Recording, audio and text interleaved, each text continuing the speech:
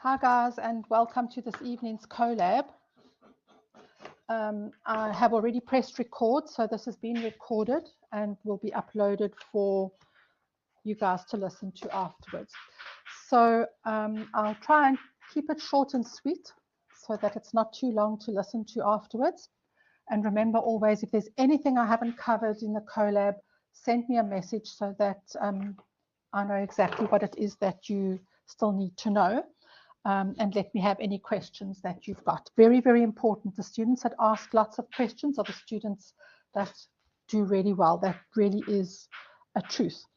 Okay, so this evening, which is the 10th of May, we are going to have a look at assignment 1 memo, the answers, and I'm going to go through that memo and explain to you what the answers should have been, and you can have a look to see what they should have looked like. And this is, please go through this because it's going to then help you to prepare for the exams. Okay. Just quickly to have a look at the question paper itself. If you are going through this at home, please get your question paper. This is for assignment 1 for your 5122, and sit with the question paper and your copy of the answers. Download it or print it or open it in another window if you can, so that you can have a look at your answers compared to what they should have been as we go through this, so that you get the most benefit out of this. Okay, so just quickly to remind you what the questions were, and then I'll go and have a look at the answers. So question 1 was 2 5-mark questions. This one here, you had to just mark true or false for each of these questions. These details are on the memo, so you'll be able to see those again. And for question 1.2, you had to just indicate A, B, C, or D, matching column, match the term with the column. Okay, there we go. So this was the description or the term, and you had to choose the correct letter. Also 5 of those, so that was 10 marks. Then for your question 2, this was out of 50 marks. So it was a big question, and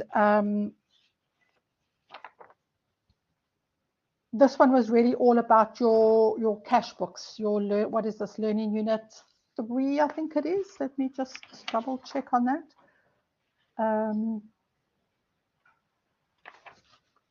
Oh no, we're doing 5122. Sorry, this is your bank recon process. So this is your first learning unit 1, the whole bank recon process.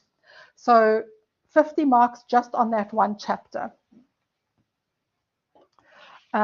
Okay, so this one is quite varied. You had to give some descriptions, you had to do some calculations, and it was a really nice question to test whether you had actually gone and studied that chapter, gone through the examples, worked through questions with your workbook so that you understood exactly what was going on, and then you could then complete them.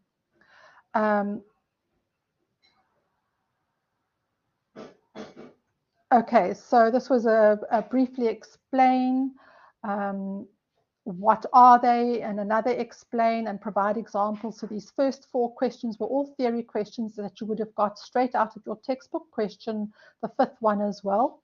You would have found all of those answers in the textbook. Always make sure that your explanation is of sufficient length for the number of marks given.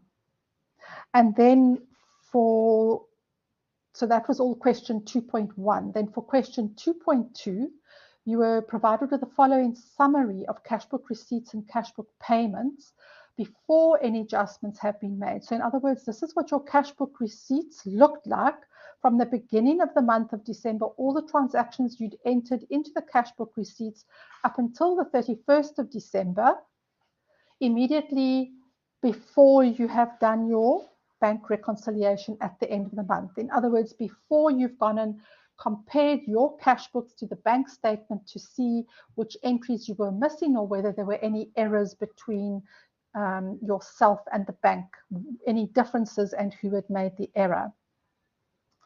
and then the same information you were given, the cash book payments, all the transactions that had been entered so far during the month, up until the point that you are now going to do your bank recon. Because remember, doing the bank recon is the very last process or procedure that you do immediately before closing off the month and starting the next month. Then they gave you the bank statement, which is the third document that you require in order to do your bank recon, because remember, you're going to compare your cash books, receipts and payments, and the transactions that you recorded against the bank statement, which are the transactions that the bank recorded. So on the bank statement, the deposits, this should match up with your cash book receipts, and on the bank statement, the withdrawals, this should match up with your cash book payments. And you compare the two to see whether you both have recorded the same transactions and that you have recorded the transaction at the same amounts. So this value over here is then going to be what the bank got as your closing balance for your bank account at the end of the month of December. Okay, and you then have to work out what your bank balance is in your general ledger T account, bank account. Okay, so if the bank statement says your closing balance was 8,400, you need to go and have a look at whatever your closing bank balance was, compare the two, and then work out what caused the differences. Okay, some additional information. They've told you here that the cash deposit made on the 3rd of December, so on the 3rd of December, we've got a cash deposit recorded in the bank statement at 300 Rand and recorded in your cash book receipts at 3,000 Rand. And here they are telling you that your cash book was correct and the 300 Rand that the bank recorded was incorrect. Cash payments made on the 5th of December. So here is a withdrawal, cash payment made on the 5th of December. In this case, it was correctly recorded by the bank, and your cash amount that you had on the 5th of December was the incorrect amount. So your business recorded the amount as 4,100. The bank recorded it as 1,400. And here they are saying that the bank is correct. At the start of the month of December,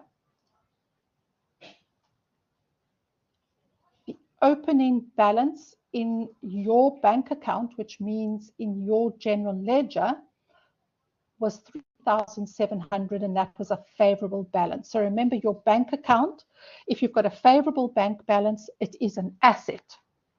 And assets always increase on the debit side, which is the left-hand side of your T account. So you should have recorded this 3,700 as the opening balance on the left-hand side of the bank account. So here is what they asked us to do. You had to complete the corrected cash book receipts and cash book payments, taking all those adjustments into account. You then had to complete the T account for the bank in the general ledger, and then thirdly, prepare the bank recon statement for the month of December. So that was question 2. Then question 3 was for 40 marks. This one is learning unit 2, which is your debtors and creditors control accounts, or the reconciliation of debtors and creditors, learning unit 2.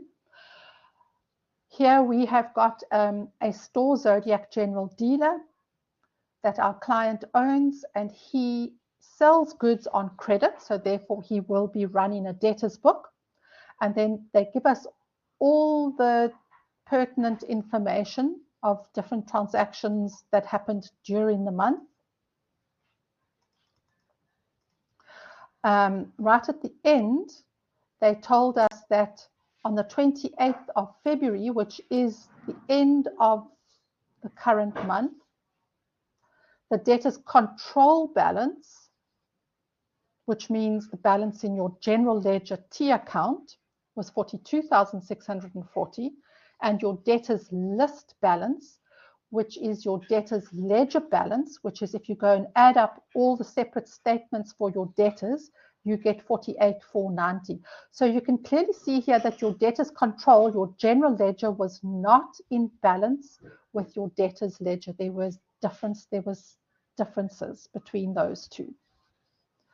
So for this one particular customer of yours, this was what their statement looked like. So this is your company's statement that you sent to your customer as at the end of February. This customer had a closing balance of 60,095 Rand and 60 cents. And remember, in the NSS, I told you to be sure that here we had transactions that took place in November. So that balance is closing November balance. Then these two transactions took place in the month of December. So this was your end of December balance. Then we have some transactions that took place in January. So this, according to your statement, was the closing January balance. And then the end of this current month, which is February, there were two transactions. So the closing balance of 60,000 is then as at the end of February. Okay, so remember, this statement is end of November, end of December, end of January, end of February. So for the last 4 months, they've given you the client's statement. 5% discount we grant our customers if they pay within 30 days of statement date. And that also means we will only give them that discount if the total amount owing to us on their account is paid to us. Everything to date must be paid. In order to get the discount, in order not to be charged interest, they must pay us within 60 days of the statement date. And if they don't pay us within 60 days and it's still outstanding after 60 days, then we will charge them 2% per month on balances that are 90 days overdue. Okay, so current would be the month of February because this is the latest month. 30 days would be all of the January amounts owing, 60 days the December amounts owing, and 90 days are those November amounts owing. So these amounts here, 90 days and overdue, we have to charge them interest on that 32,380 because that is now 90 days owing and they have not yet settled that amount.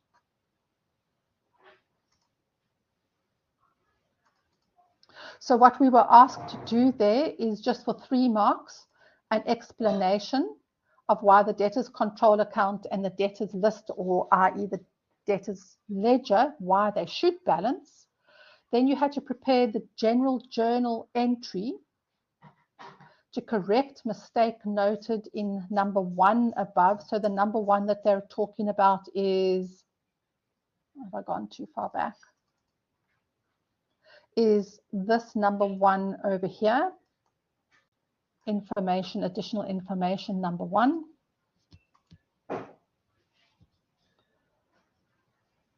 And then for 3.3, you had to do the actual reconciliation of the debtor's control account to the debtor's list. Using this table as your format, this 2, 3, 4, 5, and 6, that is referring to those items of additional information on the previous page. And you should have started at the top, incorrect balance on the 28th of February over here for debtors control. And over here for the debtors list, you should have entered these two amounts that you were given over here. The debtors control, you should have started the debtors control column by heading it with that amount, and the debtors list column should have been headed with the 48,490. And then you would have gone on for each of these transactions or bits of information and then made an adjustment either under debtors control or debtors list, and in a couple of cases the amount had to be adjusted under both of them. Then also just a couple of theory questions in your own words, and then here you had to prepare the journal entry to record settlement discount granted, prepare a journal entry to record the interest that you've charged your customer, and then they've stated that there is one error. Identify the error and explain why it is an error. There was one amount that the customer had paid us that was not yet recorded. They wanted to know when will that appear on the customer statement, and then in which column on the bank statement would that 10,000 Rand appear once it was deposited, in which journal, in other words, which subsidiary journal will the business record that 10,000 Rand. And then this was a bit of a theory question where you had to apply your mind and give your own opinion on whether charging interest to your customers is a good idea or not, and if you think it's not a good idea, what alternatives could the business have.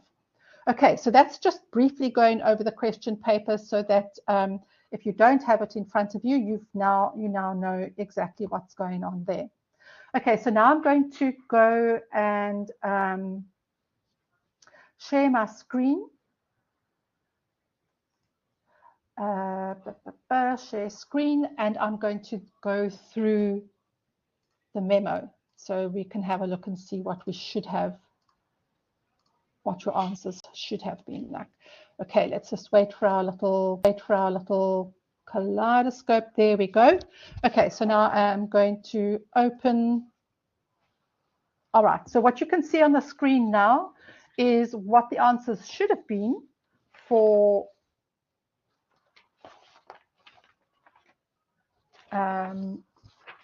those questions. All right, so for the first one for 5 marks, which was true or false, direct deposits are an example of an adjusting difference, and that is true. Remember, you've either got an adjusting difference or a timing difference, and an adjusting difference is a transaction that you pick up on the bank statement that you did not yet record, and so therefore you must go and adjust your records in either your cash book receipts or your cash book payments. So a direct deposit, you would have picked that up on the bank statement when you received it, and then you would have gone and recorded it in your cash book receipts. So yes, that is true. Bank charges are an example of a timing difference. That is false, because bank charges is another example of an adjusting difference. Because again, when you receive your bank statement, that is when you will read on the bank statement how much bank charges were added to your bank statement for the month, and you would then have gone and recorded them in your cash book payments. Interest on overdraft is an example of a timing difference. That is false, because that is also going to be an adjusting difference, because interest on overdraft is also a transaction you will pick up on the bank statement when you receive the bank statement, and then you will record it. So interest on overdraft you will also record in your cash book payments, because that is an expense that you have to record.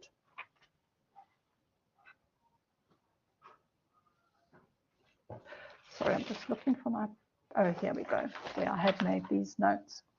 A debit order is an example of an adjusting difference, and that is true, because again, when you receive your bank statement, you'll go through it, and that is when you will find out which debit orders the bank has taken off your account and what the Rand value of those are, and only if you will use the bank statement as your source document for then entering those debit orders in your cash book payments.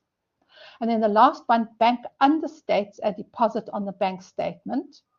So understates means if the deposit was for 5,000 Rand, the bank recorded it maybe as 500 Rand. So understates means the bank recorded the amount as too little. That's an example of a timing difference. That is false because that is an error that the bank made. It's got nothing to do with the timing difference or an adjusting difference. The bank made an error, and we have to detail this on the bank Recon to advise the bank of the error that they made. So your question 1.2, I'm not going to go through what these are in detail, but a creditor's control or accounts payable, that should have been item D, which is a general ledger account that provides us with an exact amount of how much we owe from credit purchases, our creditor's control account. A creditor, that would have been item number A, which is Concord stores. So that is a supplier to whom we owe money. The debtors list would have been E, which is the list that is totaled and compared with the balance of the debtors control account at the end of each month. A debtor, the description B, which is Apollo stores. So Apollo stores is an example of one of our customers that we sell to on credit. And then debtors control or accounts receivable, that general ledger account description C would have been correct, which is the general ledger account that provides us with an exact amount of how much is owed to us from credit sales. Okay, so hopefully most, if I remember correctly, that was pretty well done. There weren't very many mistakes made there. The same thing with this 1.1. There were only 1 or 2 errors there. On the whole, you guys got those correct. So there were no major problems with that question. So we go on to question 2. So question 2.1 says she needs to perform a bank recon, but she doesn't understand what a bank recon entails. So briefly explain to Stella the bank recon process. So remember, when you do these questions, always read the question carefully and make sure that what you described was the, excuse me, the actual process.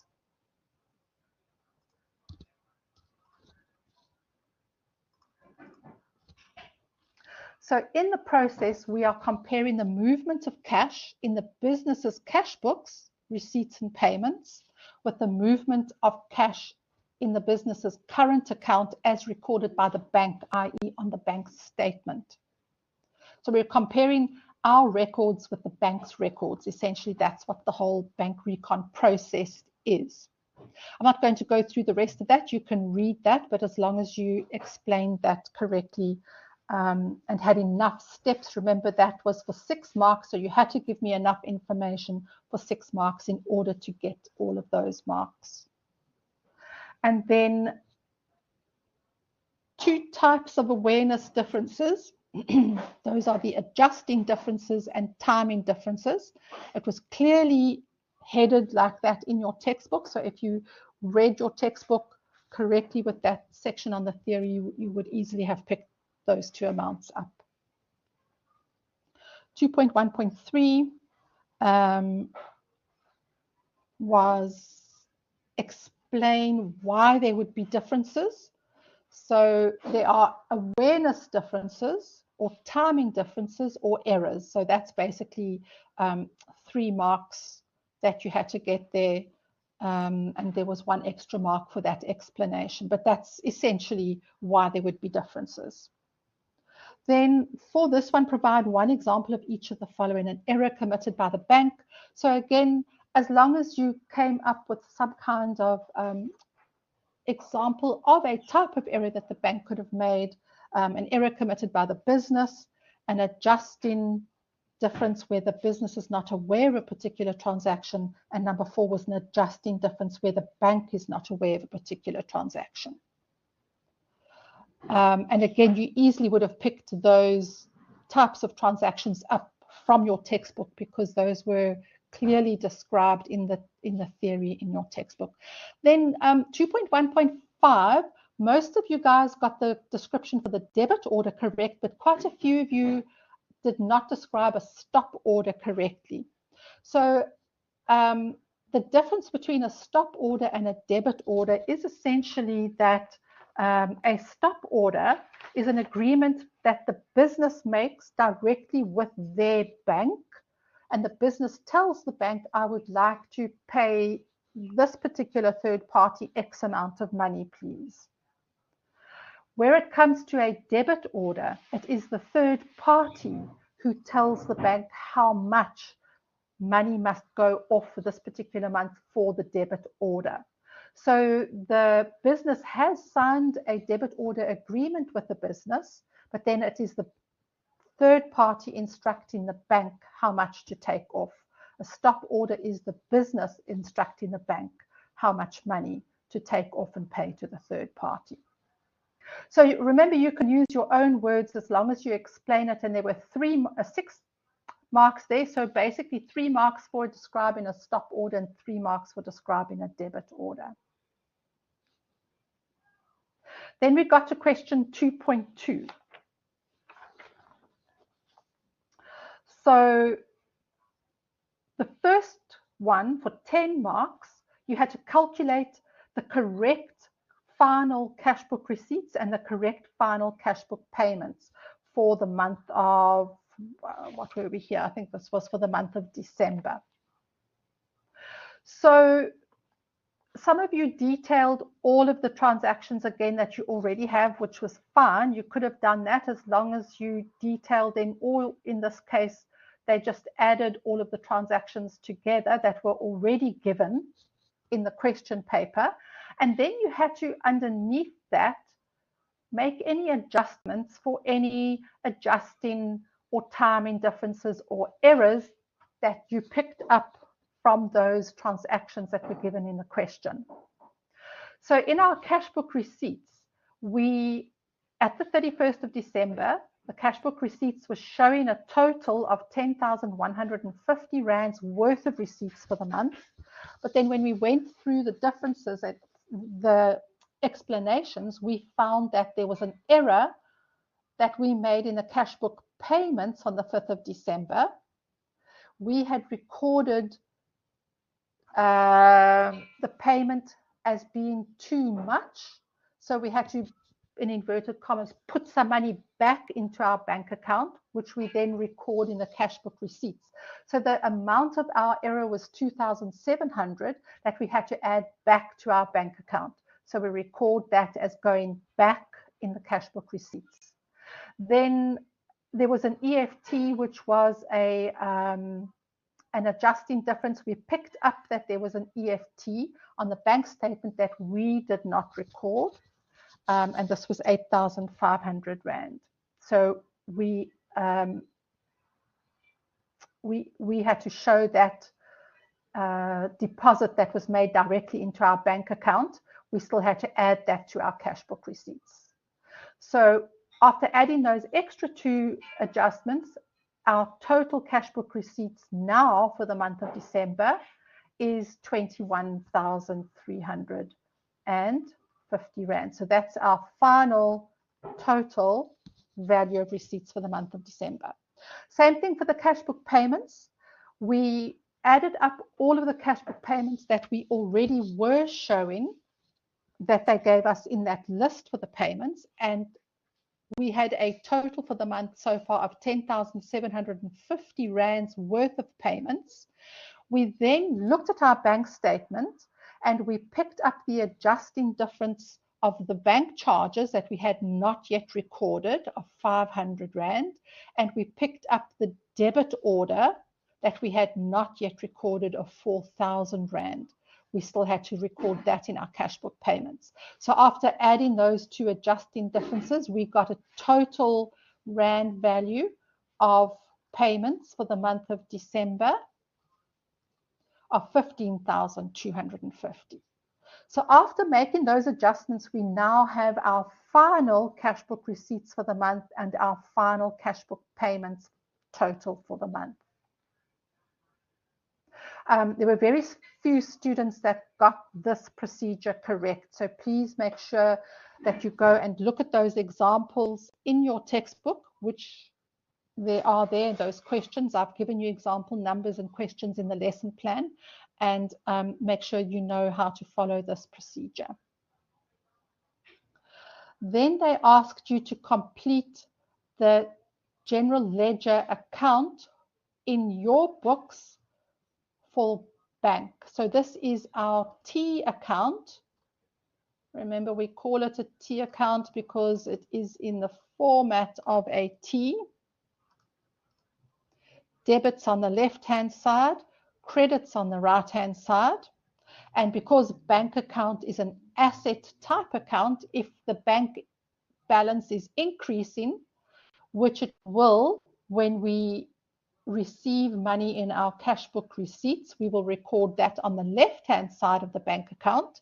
And when the balance in our bank account is decreasing because we have paid money out of the bank account, which it will, from our cash book payments, we'll record that on the credit side. So remember, the whole reason why we have a subsidiary journal, cash book receipts and cash book payments, is because we record each detailed transaction in those books of original entry or subsidiary journals, as we call them. We then total those subsidiary journals, and we only post the totals into the general ledger account bank. So our cash book receipts and cash book payments summarize the transactions for the month, and the total is posted into the general ledger account. So all we can see here are the total receipts and that total from the bank column in the cash book receipts, and the total rand value from the bank column in the cash book payments.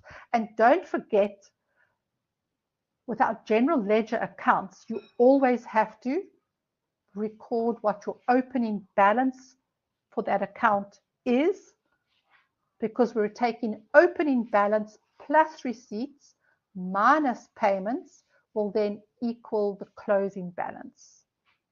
And they gave us this opening balance of 3,700 in that additional information at the bottom of page 5 of your question paper. They said there was an opening favorable balance on your bank account as at the 1st of December. This over here should say the 1st of December, not the 31st. Okay, so that should say the 1st.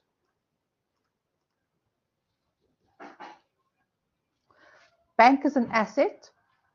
So if my bank account is favorable, my bank increases on the debit side, so therefore the 3,700 will appear on the debit side of the account. And please, guys, go and revise how to balance an account. They did ask you to balance the account. They said using the amounts post to the bank account and balance it, which means that once you've got your opening balance plus your debits and minus your credits for the month, you must work out what the balance is in the correct format. So remember what we always do. Once we've recorded our totals, we add up the left-hand side, 25,050, that's 37 plus 21,350, and we add up the right-hand side, which in this case was only 15,250, and the amount that is the larger, in this case 25,050, we write that down on both the left-hand side and the right-hand side of our account. And then we go to the side that has the smaller amount, and we work out what the difference is between that 25,050 and the 15,250. So 25,050 minus 15,250 equals 9,800. So we then write that amount down as the balance on the side of the account that had the larger amount. So the left-hand side had the larger amount, which means that that balance of 9,800 belongs on the left-hand side. Okay. So we're basically saying we had total in our bank account of 25,050 Rand. I paid out 15,250 Rand, which left me with 9,800 Rand in my bank account. So my balance brought down, opening balance for the 1st of January will then be that 9,800. Please revise that because you will be asked for T accounts in the exams as well. And then the third part of the question, they wanted the actual bank recon for the month of December.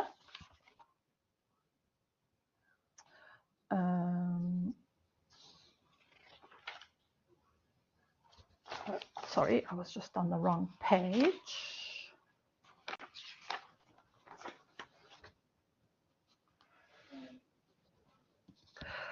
So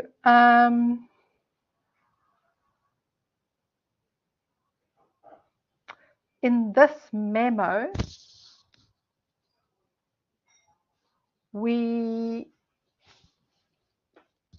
there was an error in the memo.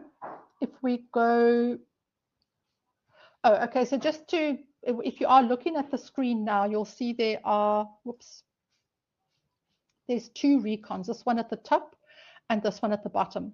You'll get the exact same balance. I don't know why they've put two, because what you guys usually do is we normally do a bank recon by starting out with our first line is balance as per the bank statement. And this is where the error is. Let me just cross that out and put the correct value in. If you go and have a look at the bank statement that was printed in your question paper,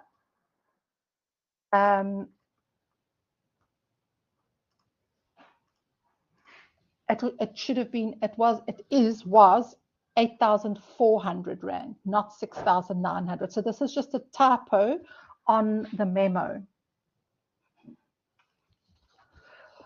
which means that in actual fact that this answer as it stands now is out of balance by 1,500 Rand.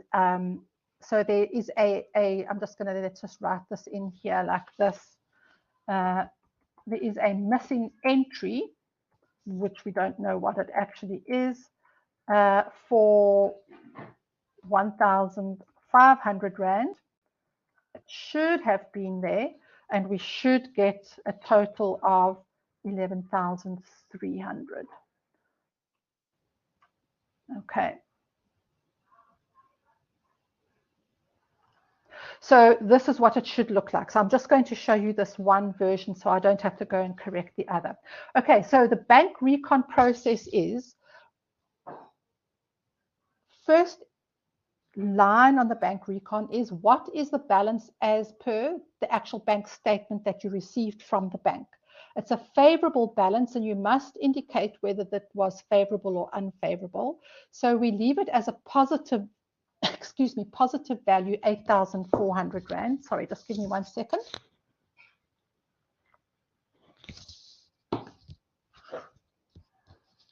And now we are going to make any adjustments on the bank recon, which are corrections or adjustments that the bank must make. Because this is the balance as per the bank, and we are going to detail on here anything that the bank has left off the bank statement or any errors that the bank has made. So when we did our bank recon, i.e. comparing our cash books to the bank statement, we saw that there was a payment that we made to Ms. Hermes, for 2,100 Rand. That was not yet recorded on the bank statement. So we must deduct that. So we know that the bank must still deduct that 2,100. And then there were 2 deposits that we had in our cash book receipts that we were not yet reflected on the bank statement. So all 3 of these transactions or adjustments are examples of timing differences. So the bank must still add 1,000 Rand to our account, and they must still add 1,300 Rand to our account. So those 3 transactions were not yet recorded by the bank, timing differences. And then we saw earlier on that there was an error that the bank made in one of those transactions. I don't have, they told us in the additional information that was the deposit made on the 3rd of December. They said it was correctly recorded in the cash book, so the bank made a mistake. And the bank had recorded 300 Rand, and the amount should have been 3,000 Rand. So the bank understated the deposit by the amount of 2,700. So the bank must add 2,700 to our bank balance. So if we then take the final closing balance as per the bank statement, we subtract from that the missing EFT, we add to that the 2 missing deposits, and we add to that the error that they made on that 1 deposit, we then, and there's a missing transaction of 1.5 that also needed to be added, we then get balance as per the bank account 11,300. So because there was this error in the memo, you guys weren't penalized for that. You would have got the method mark for that regardless of what your answer was. But again, this bank recon, this part of the question was very badly done. There were very few students that correctly had the procedure of a bank recon correct in their answer. So please make sure that you know what the process involves, exactly what we're doing, and what the entries are that belong on the bank recon. Remember, on the bank recon are those adjustments that the bank must make. Any adjustments that the business must make, you do those in your cash books. In your books are still open, so any mistakes or missing entries, you add them to your cash books and then get a final total there. Any mistakes or missing entries that the bank has made, you have to detail on the bank recon, and then we as the business, we send this bank recon to the bank so that the bank is aware of any mistakes that they've made or any missing entries, and then we use this bank recon at the end of next month to check that the bank has now correctly recorded those missing entries and that they've corrected any mistakes that they've made. All of that is detailed in detail in your textbook, step by step, and it's beautifully laid out in your textbook. So please make sure you know how to do that. Okie dokie. So then the last question 3, which was for 40 marks, was our business that sells to customers on credit, and we had to do some debtors control and debtors list recon items and explanations in this question. So our question 3.1, they said explain why the balance of the debtors control and the debtors list, i.e. the debtors ledger, why they should balance. So there were only 3 marks for this. So as long as your explanation showed me that you understood what we are doing in the reconciliation process when we reconcile the debtors control account in the general ledger to the total of the debtors list in our debtors ledger, then you would have got those 3 marks. Then in 3.2, they said prepare the general journal entry.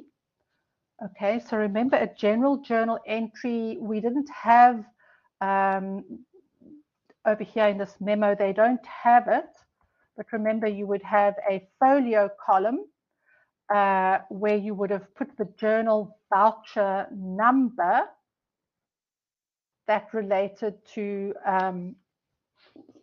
this entry that you are recording in your general journal. Okay, and remember this column in your general journal is headed details.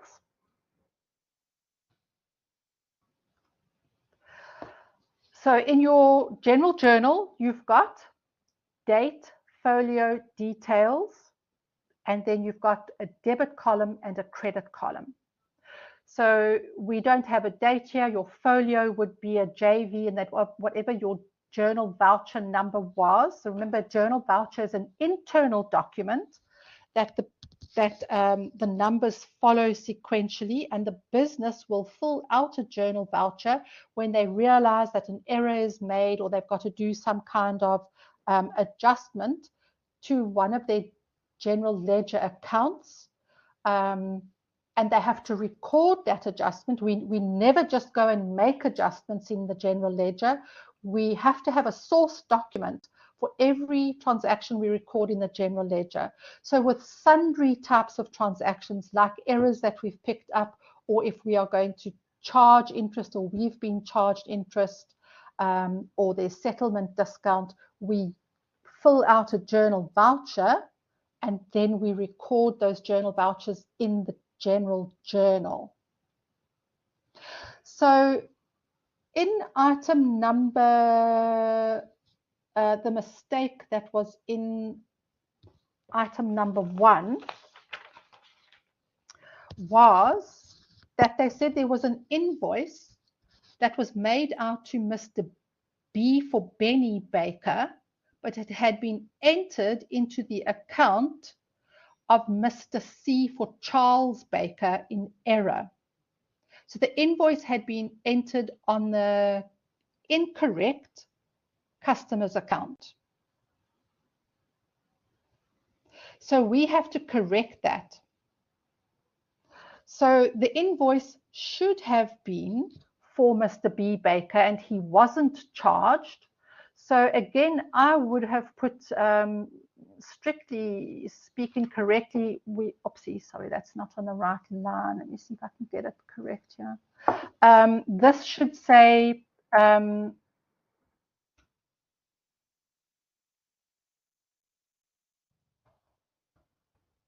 debtors control B Baker, and the one below this over here should say debtors control C Baker, because the general ledger account that we are adjusting is debtors control. So debtors control is being debited and debtors control is being credited, which means the net effect to the debtors control account is 0, nil.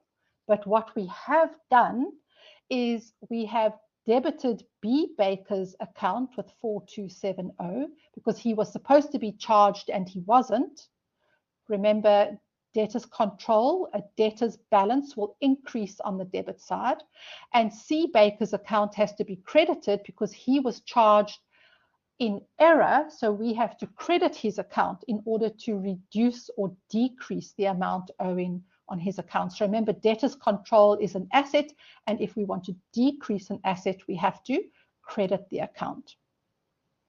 And then they said a narration is required.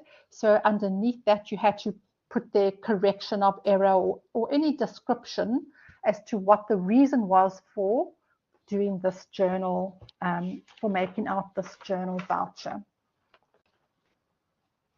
And they told you could ignore the document number and folio columns.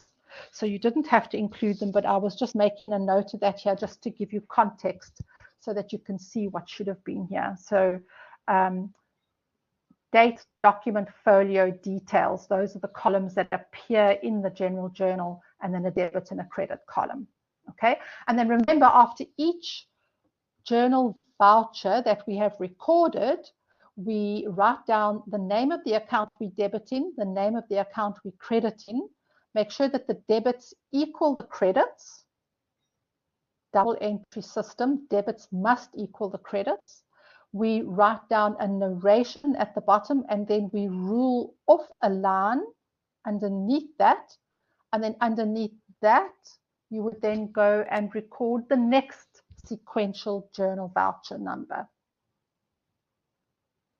Then for question 3.3, they said reconcile the debtors control account to the debtors list. So here we had to go and start out by recording what was the closing balance for debtors control and the debtors list. I showed you that earlier on the question paper. So we saw that currently they do not equal each other.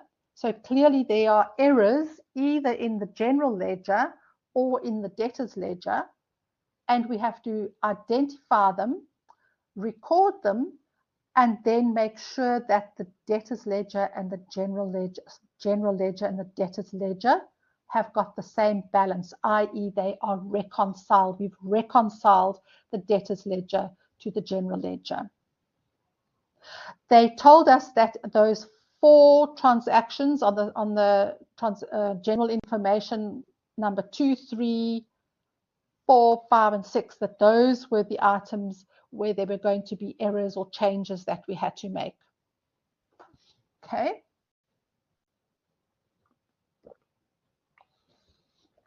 So just go back to here. Excuse me. Our item number 2, in the information that they gave us, said that the debtors allowance column in the debtors allowances journal had been added up incorrectly as 21,790, and the correct amount for that column total should have been 24,790. So remember, your debtors allowances journal is the journal in which we basically record credit notes. So a credit note is a debtor's allowance is where we have charged the customer something and we are now giving them a credit. In other words, we are going to decrease the amount that they owe us. So we had decreased debtors control by 21,790. And we should have decreased it by 24,790, which was the correct total. So we must still decrease debtors control by the amount of the difference between those two, which is 3,000 Rand. Okay.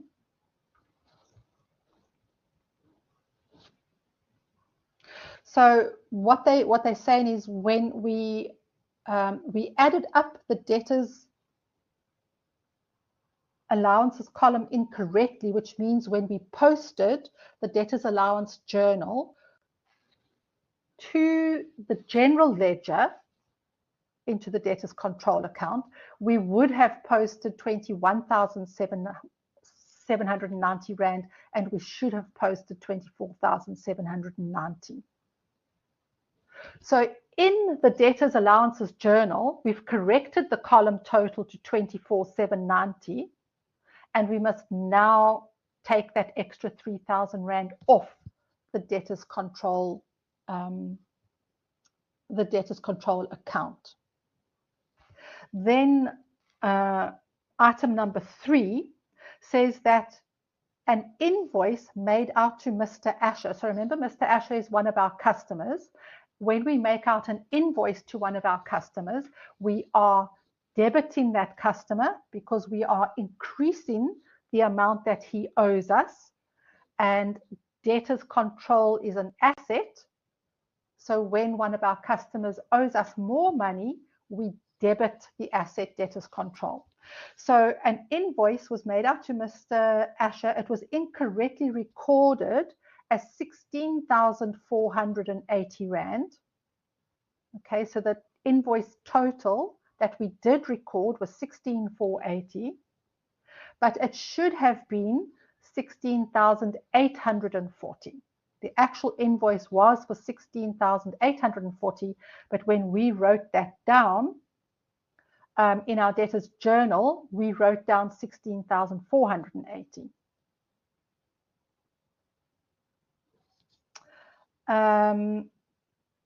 The incorrect amount, so we recorded that incorrectly in the debtors journal, and the incorrect amount was also posted to the general ledger.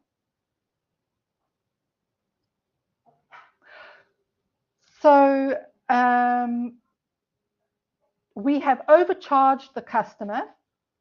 We incorrectly recorded it as 16,840. It should have been 16,480.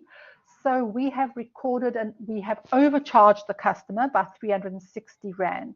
So we've got to go to the debtors list or the debtors ledger, in other words, the actual customer's account itself, the individual account for Mr. Asher, and we have to deduct 360 Rand from that account, which will reduce the debtors list by 360. We've also got to go to the debtors control account in the general ledger and reduce that by 360, because they told us that we incorrectly recorded it in the debtors journal as well as the general journal. So that 360 must be on both sides. Then item number 4 says that we should have charged our customer, Miss Capricorn, interest of 270 Rand, and we didn't record the interest. The bookkeeper forgot to record the interest and had not made any entries for this. So when we're charging one of our customers interest, we are also going to increase the amount of money that they owe us. So we are going to debit, in other words, increase debtors ledger as well as the general ledger. So debtors control is the general ledger that must increase by 270 Rand, and the debtors list, in other words, the customer's individual account, must also increase by 270. So that interest had not been recorded on either the debtors account or in the debtors ledger. Remember, I explained to you in one of the collabs that for every single entry that we make when we are either buying or selling items on credit, so invoices, credit notes, interest received, settlement discount, whatever the transaction is with either one of our customers or suppliers, those transactions are recorded twice. We record them once in the actual debtors ledger or creditors ledger on the individual customers or suppliers account, and we also record that transaction in the debtors journal or the debtors allowances journal or the creditors journal or the creditors allowances journal, which totals get posted to the debtors control account or the creditors control account in the general ledger. So all of those transactions are recorded twice. So that's why in this instance they said we needed to correct that mistake in both systems, the debtors ledger and the general ledger, and the same thing with the interest. We had to still record that in the debtors ledger and in the general ledger. And then item number 5, Connor Davis paid 4,950 Rand. So Connor Davis is one of our customers. He paid us 4,950 Rand. So that's the amount we received into our bank account after he had deducted 10% settlement discount. So that means that the 4,950 Rand that we received was only 90% of the amount that he owed us. So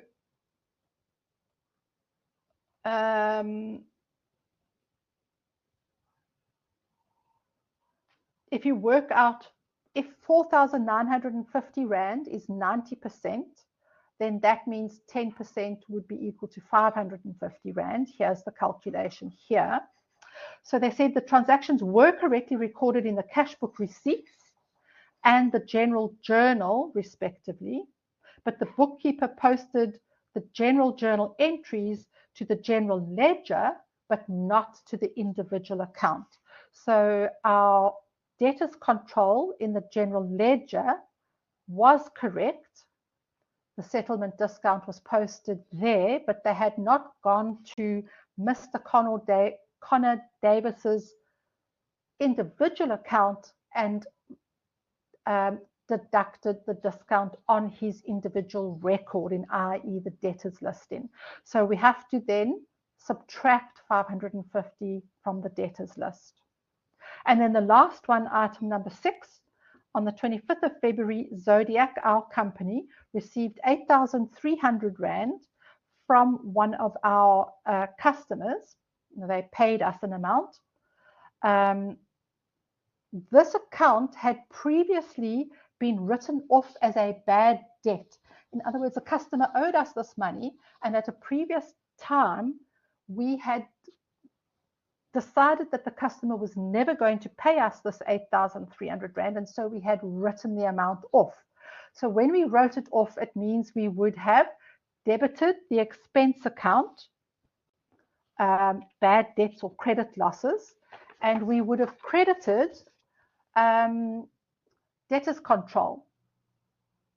And then we would have thought that that was the end of the matter. But now, at some time later, the customer obviously managed to put some money together and get back on their feet, and they have paid us that amount that they owe us.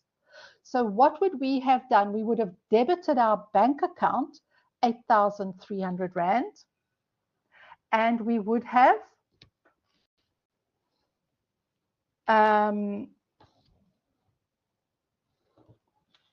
sorry, where am I here? Let me just get to the right page. What number are we doing? Oh, there we go. We would have debited our bad debts or credit losses, and we would have credited debtors control account. Okay, so this is what the bookkeeper did. But we can't credit the debtors control account because we already credited the debtors control account back in time when we wrote off the bad debt. Because remember, when we wrote off the bad debt, we debited the expense account credit losses and we credited debtors control. So we can't credit debtors control again because that 8,300 Rand is no longer showing as outstanding. The question says that the receipt was now received, was entered into the debtors control column in the cash book receipt. So that was an error. So the total of the debtors control column was then posted to the debtors control in the general ledger account. So we have to correct the error, add back 8,000 Rand to the debtors control account because that should not have been deducted. The account that would have got the credit would have been the income account called, what do we call it? Bad debts recovered or credit losses recovered, which is actually an income account. Okay, so now when we take that balance that they gave us, plus or minus all the adjustments, we get 47,850. And on this side, when we take the amount that they gave us as the closing balance, plus or minus all the adjustments, we also get 47,850. And we can now see we've made all the corrections and our debtors control now reconciles to the debtors list. So just go through all of these transactions again, listen to my explanations, make sure you understand. These are very tricky, I won't lie, but all you've got to do with these is just take them one by one and carefully look at the logic or the story and work out, you've kind of like got to trace back what should have happened and then make your corrections. Question 3.4 is, in your own words, explain what you understand by a debtor's age analysis. So you can read through that. Again, there were 3 marks. You must give sufficient information for 3 marks. And then question 3.5, prepare the journal entry. So again, document date, where am I now? Date, document, folio, details, debit, credit. That's the correct format for a general journal. This was to record settlement discount granted. So you first had to calculate the rand value of the settlement discount. So have a look at the bottom over here. They rounded the amount up to 16,268, but if you use 16,267.60 as per the statement, that's also correct. That was the total amount owing. The customer took 5% settlement discount, so we worked out that the total value of the discount is 813.40. But remember that amount includes VAT. So when we record that discount, we must credit the debtor's control because we are reducing the amount that the customer owes us. In other words, we're taking off 813.40 from the amount that they owe us because we're saying, okay, you don't have to pay us that amount because we are granting you discount. So that we reduce debtor's control. But that amount is never going to be debited to the bank account because they're never going to pay it to us. So we have to debit sales account and input VAT, because what we're doing here in effect is we are reversing the original sale that we recorded when we originally invoiced them. So we are reducing the rand value of that original invoice amount by the amount of the discount that we're giving them. And remember, when we originally invoiced the customer to get that value of 813.40, we would have credited sales and credited output VAT, totaling 813.40. So now we are reversing that. So we are reversing sales of 707.30 and we are reversing output VAT of 106.10. So we don't go and put a debit in our output VAT account. Instead, we record it as input VAT, which is the contra amount. In other words, the opposite side of that. Okay. So remember your VAT calculation, 813.40 divided by 1.15 will give you your 707.30. And then 813.40 minus 707.30 equals 106.10. Or you could also say 813.40 multiplied by 15 over 115 will give you the 106.10. And then 813.40 minus 106.10 would equal the 707.30, whichever way round you do it.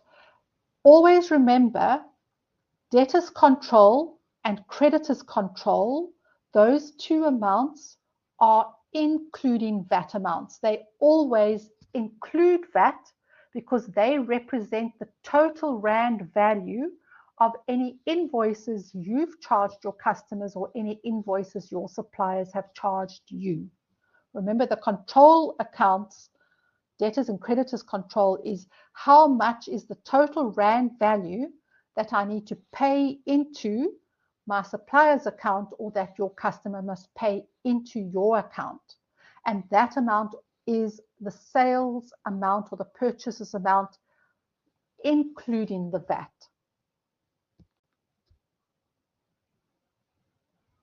And then 3.6, prepare the general journal entry to record interest receivable. So in this case, we have to work out how much interest we have to charge our debtor on Tare's stores and then record the interest because we are charging them interest. So the total amount that they owe us is 32,380 Rand. That's the amount that is in the 90-day column, because they said if they fail to pay the 90 days outstanding debt of 32,380. And the details of the question told us that we charge interest at a rate of 2%. So the outstanding amount in 90 days, 32,380 multiplied by 2%, the total value of the interest we are going to charge them is 647.60. So we credit the income account called interest received with 647.60, and we debit debtors control with 647.60. So we are increasing the asset debtors control by the amount that they owe us in addition to the invoices that they charged. And we are recording the fact that this is now an additional income that we have earned. But remember your VAT rules, there is never any VAT included on interest received or interest paid, because interest is VAT exempt, because interest is not a goods or service that we supply or that anybody supplies to us. It is a financial transaction and it is therefore VAT exempt. So all we need to do is calculate the Rand value of the interest, and then that total amount goes to interest received. We don't split that between interest received and VAT output. Okay, so that also means you need to remember your VAT category rules to get these journal entries, the calculations for these journal entries correct. So the rest of these questions, question 3.7 says there is an error, identify the error and explain why it was an error. So this one basically is a little bit of a tricky one, I will admit. I don't know if any students would have got that. They wanted you to pick up that when the customer paid us in February, we granted them discount, but they should not have been granted discount because they still owed us money from the 90 days and 60-day amounts. So you can't give them discount when there are old amounts outstanding. That is the rule. And then question 3.8, they said, explain to Ontare stores when this amount will appear on their statement. So this was basically where we discovered there was 10,000 Rand that our customer had paid us and we had not yet recorded. And the question told us that we were going to deposit that on the 15th of March. So they said, when will it appear on their statement? So on the 15th of March, there will be an entry on their statement recording the fact that they paid us 10,000 Rand. And then 3.9, write down in which column on the bank statement, our bank statement, in other words, when we deposit that 10,000 Rand and our bank records that, how will it appear on the bank statement? So on the bank statement, it will appear in the credit column. Remember, in our cash book, we will put that in 10,000 into our cash book receipts, and we will debit our bank account in our general ledger because it is an asset in our books, but our bank account in the bank's books is a creditor because the bank owes us that money, so the bank will reflect it in the credit column. And then 3.10 said, in which journal will the 10,000 Rand be recorded? We'll record it in the cash book receipts. Because it's cash that was paid to us, we'll deposit it in the bank account, debit bank, credit, debtors control. And then this last one, you could really have come up with anything that made sense. And as long as you justified your answer, you could have got these 4 marks. So here they said, do we think that interest is an effective way of getting our debtors to pay us on time. So in the memo, they said, yes, we do agree it's an effective way. Let me just see if I got that the right way around. And then they said, provide 2 reasons why you agree or disagree.